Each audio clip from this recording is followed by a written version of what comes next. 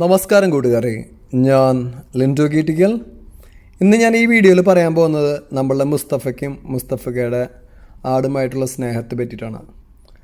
ഈ വീഡിയോ കണ്ടു കഴിഞ്ഞാൽ മനസ്സിലാക്കാൻ നിങ്ങൾക്ക് സാധിക്കും ഈ ആടും അദ്ദേഹം തമ്മിലുള്ള ബന്ധം. ഞാൻ മുസ്തഫയ്ക്കനെ പരിചയപ്പെടുന്നത് മെയ് 5, 2022. ആളുടെ അടുത്ത് ഞാൻ ഫസ്റ്റ് ചോദിക്കുന്ന ചോദ്യം ഇതായിരുന്നു: മുസ്തഫയ്ക്ക ആടിന് എന്ത് തീറ്റയാണ് കൊടുക്കുന്നത്?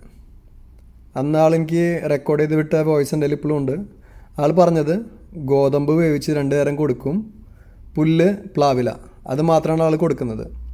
അപ്പോൾ എനിക്ക് പറയാനുള്ളത് നമ്മളുടെ ആട് കർഷകരുടെ അടുത്താണ്. ആടുകളെന്നും സ്നേഹിച്ചു വളർത്തുക. ഇവരൊക്കെ വളരെ പഴയ കർഷകരാണ് കേട്ടോ. അപ്പോൾ അവർ കൊടുക്കുന്ന രീതി ഇതൊക്കെയാണ്: ഗോതമ്പ് വേവിച്ചത് 2 നേരം, പിന്നെ പുല്ല്, പ്ലാവില. പക്ഷെ നമ്മളുടെ ഇന്നത്തെ ആട് കർഷകരുടെ അടുത്ത് പറഞ്ഞു കഴിഞ്ഞ് കഴിഞ്ഞാൽ ആരും വിശ്വസിച്ചു എന്ന് വരില്ല. നമ്മൾ ലോകത്തുള്ള കപ്പലണ്ടി പിണ്ണാക്കും തീറ്റകളും മീനെണ്ണയും മിനറൽ മിക്സറൊക്കെ കൊടുത്തിട്ടാണ് വളർത്തുന്നത്.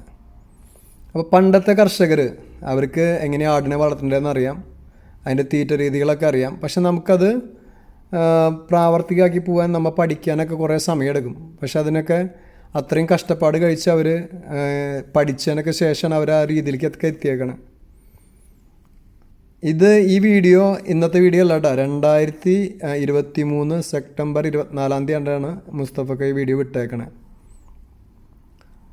പിന്നെ മുസ്തഫയ്ക്കനെ പറ്റി കേരളത്തിലുള്ള എല്ലാ ആട് കർഷകർക്കും അറിയാം.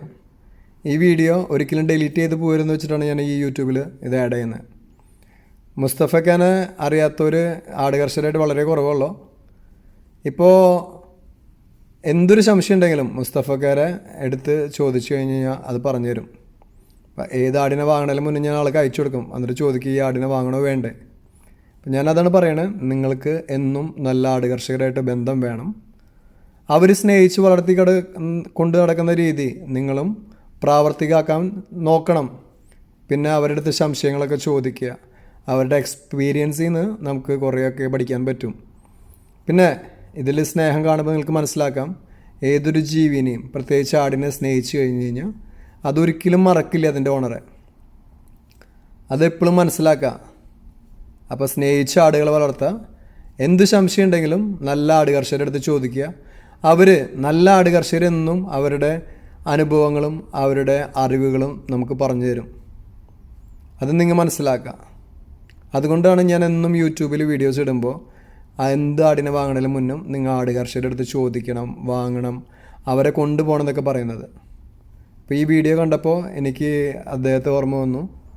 അതുകൊണ്ടാണ് ഞാനിത് ആഡ് ചെയ്തത്. അപ്പോൾ പുതിയ വീഡിയോസ് ലഭിക്കുന്നതിനായി ചാനൽ സബ്സ്ക്രൈബ് ചെയ്യുക. Thank you.